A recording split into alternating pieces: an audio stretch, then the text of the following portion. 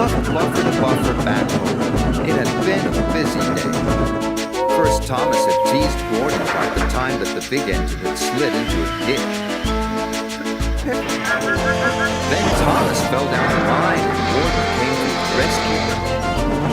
Remember, Thomas, called Gordon grandly, united we stand, together we fall. You help me, and I'll help you. I'll remember, replied Thomas, but I hope Sir Topham Hatt forgives us soon. Suddenly they noticed as the two engines whistled into the sheds. Everywhere they looked, they saw paint pots and paper. Bust my buffers, said Thomas. What's happening? Shh, whispered Percy. Sir Topham Hatt's going to tell us now. Ladies and gentlemen and engines,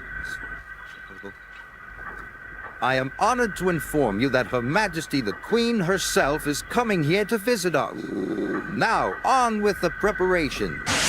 The engines wondered who would pull the royal train. I'm too old to pull important trains, said Edward.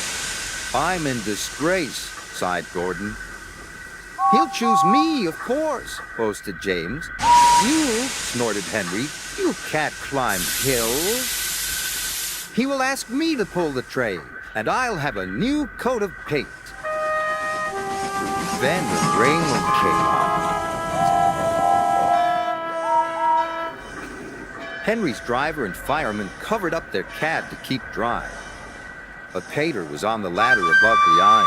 Henry's smoke flew high into the air. The painter couldn't see. Both he and the paint top fell all over him. Poor Henry. Well, you're not a pretty picture, sneered the painter. Sir Topham Hatt spoke next.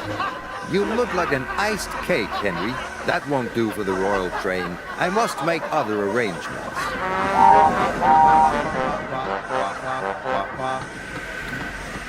Gordon and Thomas were waiting for it. Please, sir, one at a time, replied Sir Topham Hatt. Yes, Gordon? Make Thomas have his branch line again. I think you are both sorry and deserve a treat.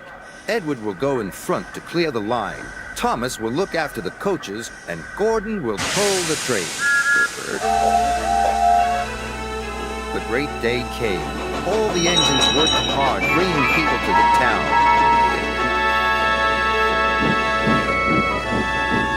Thomas sorted out their coaches in the yard.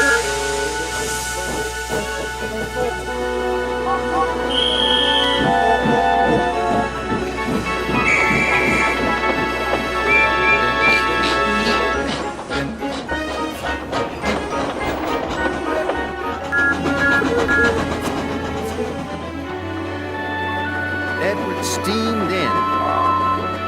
Bing! The Queen is here!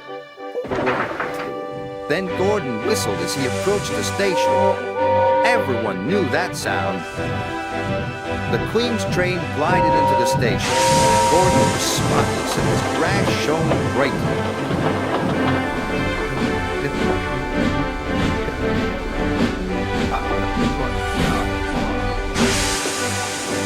Sir Topham Hatt stood to attention.